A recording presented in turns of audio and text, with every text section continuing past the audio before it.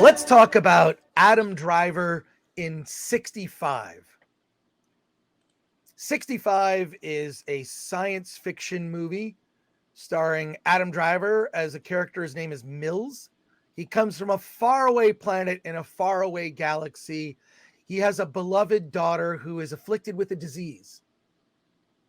And he and his wife are concerned for her future. And Adam has to go off on another mission. He's traveling across the galaxy with a cargo of people in cryogenic stasis to relocate them to another part of the galaxy. Not a lot of details on exactly why they're doing this. They're just going on some spacefaring trip, and Adam is your driver of the spaceship, so to speak.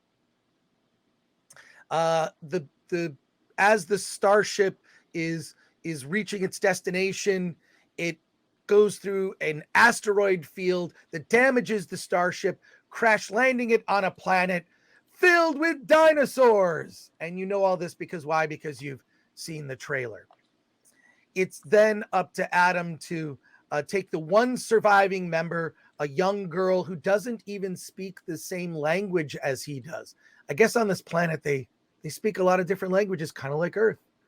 And they traverse across dangerous terrain, avoiding dinosaurs, pterodactyls, T-Rexes, all sorts of dangerous wildlife, giant insects, in order to reach a piece of the ship that is still intact, that has a shuttle, an escape shuttle, so they can rendezvous and be rescued. That is the story of this movie.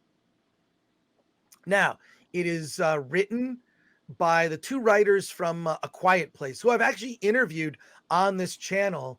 If you go to some of our older podcasts, or just look up, this, I interviewed those guys right before I think A Quiet Place Part 2 came out. I interviewed these guys.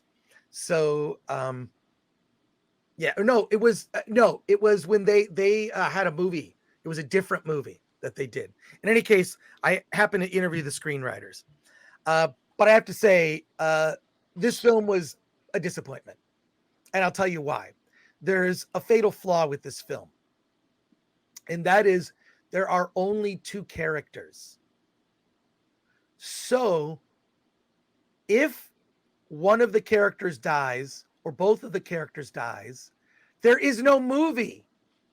So therefore, there are no stakes. And you see them put in all these dangerous situations. There's a bunch of pterodactyls that are after them.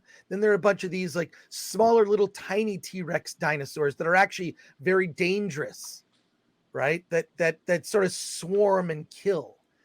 There are just everything about this planet. Something is out to kill you. And because there are only two lead characters, they're not going to die or kill either of these characters, because if they did, the movie would have no reason to continue. What should have happened is there should have been a group of people. So, maybe half of the people in cryogenic freeze were wiped out, but then a bunch survived and they came out of freeze. They've now got to 15 or 20 of these people now got to get to the shuttle, and you're losing them, right? They're sitting around a campfire. There's some ambush. A bunch of dinosaurs kill off half the people. There's someone who's selfish, only wants to save themselves. These are all cliches, but it would have made it more interesting. You could have introduced a bunch of likable characters that all meet terrible ends. And it didn't do that. This movie felt like a kind of like a Sci-Fi Channel movie with better actors and a bigger budget, but that wasn't enough to save it. I think the audience that saw it was just sort of like, I love Adam Driver. I really think he's an exceptional actor. And he's the only one you understand in the whole movie because he speaks English. The girl, she's kind of learning English as he goes, but she speaks this foreign alien language. He gets these transmissions from his homeworld, which isn't Earth. But here's the dumb thing. And I talked to a friend of mine at our movie meetup group, Tyler, who said he saw this movie 2 years ago. when it was at a test screening over 2 years ago. You saw this movie. So it's been sitting on a shelf for a while, unfinished, right? But the problem is that the main premise that as the action begins, there are only two characters. Well, of course they're going to survive. Why would they not survive? It's so it really like it again. It should have introduced a group of people and that you learn to like, and you know that you're going to lose a bunch of characters. A bunch of characters are going to be lost. So uh, I was just it was just disappointing because of the potential. And the problem with this movie also is the title is effectively a spoiler.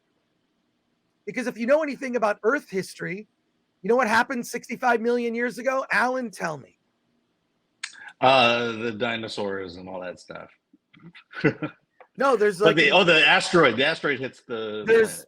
An extinction event. A giant asteroid hit Earth that sort of created a cataclysm that basically wiped out the dinosaurs 65 million years ago. And the sort of ticking clock is that this asteroid is hurtling towards the planet. They've got to get to the ship, to get on the shuttle, to get out of there before the asteroid hits. I thought that what was going to happen is that these people in cryogenic stasis were going to, go into hiding, and effectively there would have been a quote Adam and Eve of the Earth. Maybe you find out at the end that the little girl's name is Eve and his middle name is Adam, and they're Adam and Eve. Oh no, it's weird because the movie starts and like there's a point where it just says the title sort of comes like 10 minutes into the movie and it says 65 million years ago. I mean, they explicitly say they're basically going to Earth, right? Right. But I just felt like it had an opportunity to be clever. It wasn't. It had an opportunity to have real stakes and tension, and it didn't have it. And I was honestly, I was disappointed. And look, there were moments of tension. I was entertained, but at the end, you're like, well, they're not going to kill off Adam Driver.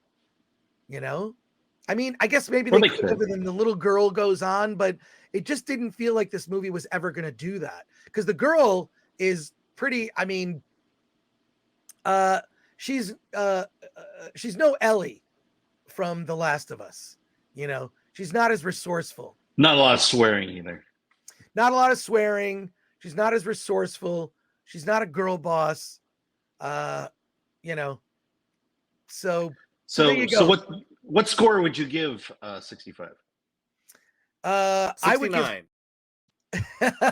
I didn't do that, by the way. Alan did it to himself. No, I'd probably get it like a 4 or 5 out of 10. Yeah. Probably. So honestly, this movie's about this crash landing. They get chased by dinosaurs and they have to get off the planet. That's basically the movie. Well, that's what's in the trailer, and that is the movie. If you've seen the trailer, you've seen most of the movie. So there you go. I just thought it would be more clever. Like, this is the history of our planet. We can't leave this planet. We're going to have to rebuild civilization here somehow. I thought it was going to be like an Adam and Eve. Like, this is where humans came from, right? And it doesn't even tease that. It doesn't go there. And I thought, is there's somewhere where this is leading, some sort of biblical nature. I mean, what's really interesting is how biblical stories used to be a big part of a lot of films. Look at the movie, the Omen series, even Planet of the Apes, The Lawgiver, and reading like the sort of ape version of the Bible. And there is almost no spiritual or religious presence in any mainstream movies these days. And I think if they had leaned a little into that, not too hard, but just a little into sort of an Adam and Eve type situation, and almost like, we're going to document human civilization. We're going to defeat these creatures will not survive. We will find a way to survive on this new world. We're going to tame this new world, and nothing. It's just, we got to get the hell out of here. Mm-hmm. And that was it. So I don't know. I got some good comments here. Oh, let's go to the comments then. And so ultimately, I can't recommend it.